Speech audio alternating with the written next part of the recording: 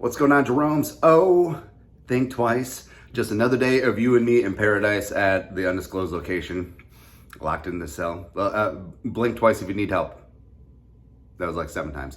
Anyways, speaking of needing help, the Minnesota Vikings offensive line, can they finally get themselves un-effed? And I think that they finally have the ingredients to make this thing work. Because, let's look last year. Darrisaw was a rookie. He had that groin surgery, so he was not going to be up to snuff, just sort of throwing the fire. You had Rashad Hill out there. You had Oli Udoh plugged in at right guard. It was just kind of a mess all the way around. Plus, Bradbury didn't ascend in year 3. Brian O'Neill was really the only strong point. Ezra Cleveland was ascending as well, but whatever. But this is the year. This is the year, man, that they're finally going to get stuff together. Because even though I did respect what Phil Rauscher did last year, I thought he did a relatively solid job. Chris Cooper is a bad dude. New Vikings offensive line coach Chris Cooper. He was a guard with the Broncos from back in the day. He knows the outside zone scheme inside and out. Plus, he knows that teamwork makes the dream work. So I think the Vikings have themselves a hell of an offensive line coach who learned from Mike Munchak, by the way, who's one of the greatest offensive linemen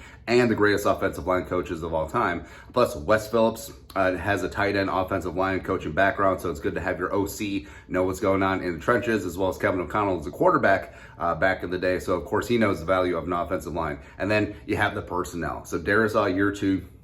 Talked about him earlier, full off season where he's healthy, and I think that he's going to hit the ground running. I think that he certainly has Pro Bowl potential. There you go. And then moving from left to right, you got Ezra Cleveland, year 3, really buying into the guard position. There's a reason why they already installed Ezra as the left guard. He's going to be a stalwart. I think that he's going to rise and grow and show. Center, they put a lot of eggs in one basket with Bradbury, even though they didn't pick up his 5th-year option because he wasn't going to be making $13 million fully guaranteed next year, whatever. But it is clear that they've attached themselves to Bradbury because they didn't sign Shredder, they didn't sign Paradise, they didn't draft Linderbaum or whoever in the draft. So they're going to roll with Garrett Bradbury. Now, he has a ton of potential. That made him a first-round pick a couple years ago, right? But can he pan out on that? He's great in the run game. He's great in movement skills, getting out on screens and whatnot. But he does need just to add to that S. And the reports are these added weight. Of course, we've heard that one before. But can you add actual diesel power to that ass? And that's what the Vikings need. And hell, if he can turn things around, it'd be fantastic. We've said this a bunch. The Rams, Brian Allen, undersized center, formerly the pride of Michigan State. It worked out very swimmingly with the Rams. So maybe Kevin O'Connell and Wes Phillips got a little something up their sleeve about how they're going to operate with Garrett Bradbury this year. Then right guard's kind of wide open. So you got Chris Reed.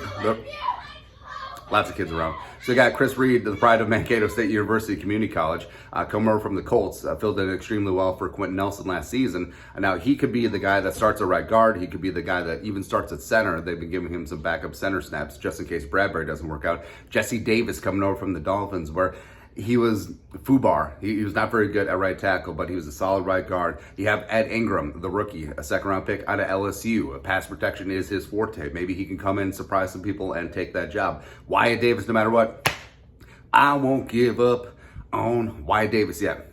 I ain't doing it, man. Can't do it. I can't quit him.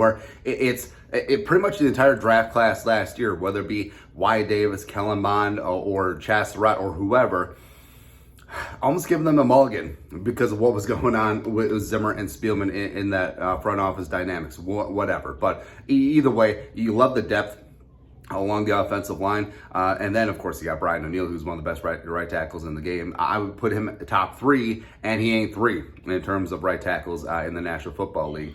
Plus, you got Blake Brandel, who's a really solid swing tackle, really like him. Kyle, big hitting Hinton. I won't give up. I cannot give up. So overall, I think the Vikings have phenomenal depth. It's just now they have to get the pieces right. Is Bradbury going to be that guy at center? If so, who's going to start at right guard? If Bradbury doesn't work out, is it going to be Chris Reed starting at center? If so, who starts at right guard?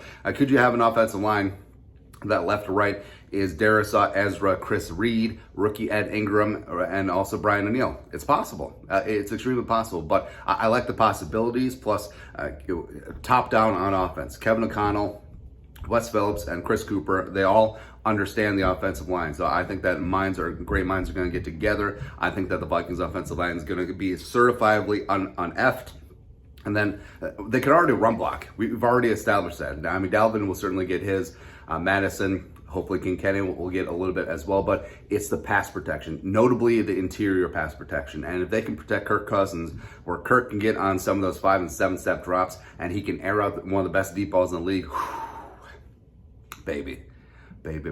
We got Stu going. Also, if you have decent pass protection, you're not going to be in third and forever as often as you were last year. It's not going to be 3rd and 9. You have that 2-yard check down. It's going to be 3rd and 4 that opens up the entire playbook. All that stuff, all those things. But I got faith of the heart that the Vikings will finally have a very solid offensive line. Since when's the last time they had a good offensive line? Probably the McKinney, Loadholt, Sully days. Probably that era, but they're going to get things going this year. But that's it. Your thoughts on our thoughts. Vikings offensive line is going to be uneffed this season. Let us know in the comment section below. Subscribe for daily Vikings takes. Want to support the work? Put a little something in the Venmo. But until next time, Skol, no production value.